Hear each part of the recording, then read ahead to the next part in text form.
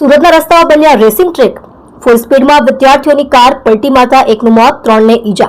અલથાણ પોલીસે આરોપી રાહુલ ચૌધરીની કરી ધરપકડ.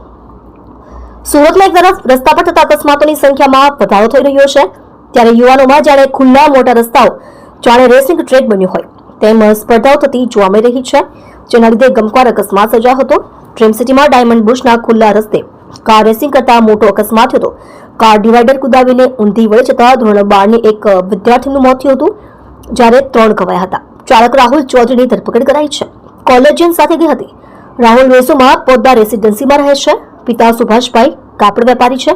ગુરુવારે બપોરે રાહુલ ક્રેટા કાર લઈ બિલ્ડિંગમાં રહેતા સાહિલ બાવા, શૌર્ય શર્મા તેમજ વેસુમાં આવેલી શિવસાગર રેસિડેન્સીમાં રહેતી દિશા મયુરભાઈ બોખડિયા જૈન સાથે ફરવા ગયા હતા.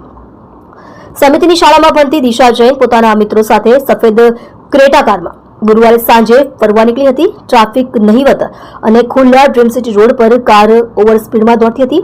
કારે ડિવાઈડર કુદાવી સામેના રોડ પર પલટી ખાઈ ગઈ હતી, જેમાં દિશાનું ઘટના સ્થળે જ મોત નીપજ્યું હતું, જ્યારે અન્ય 3 મિત્ર રાહુલ ચૌધરી, શૌર્ય અને સાહેબને સામાન્ય ઈજાઓ પહોંચી હતી.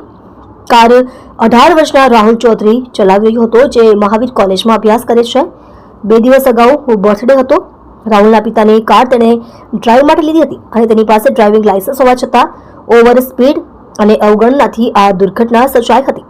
દિશા જૈન ઉધના સમિતિની સ્કૂલમાં ધોરણ 12માં, જ્યારે શૌર્ય શર્મા વેસુની અગ્રવાલ વિદ્યાવિહાર સ્કૂલમાં ધોરણ 12માં અને સાહિલ બાવા ડુમસ ડીપીએસ સ્કૂલમાં ધોરણ 11માં અભ્યાસ કરે છે. ઘટનાની શરૂઆત 2 દિવસ પહેલા દિશાના જન્મદિવસની ઉજવણી સાથે થઈ હતી. દિશા સાહિલના માધ્યમથી રાહુલ અને શૌર્યના સંપર્કમાં આવી હતી.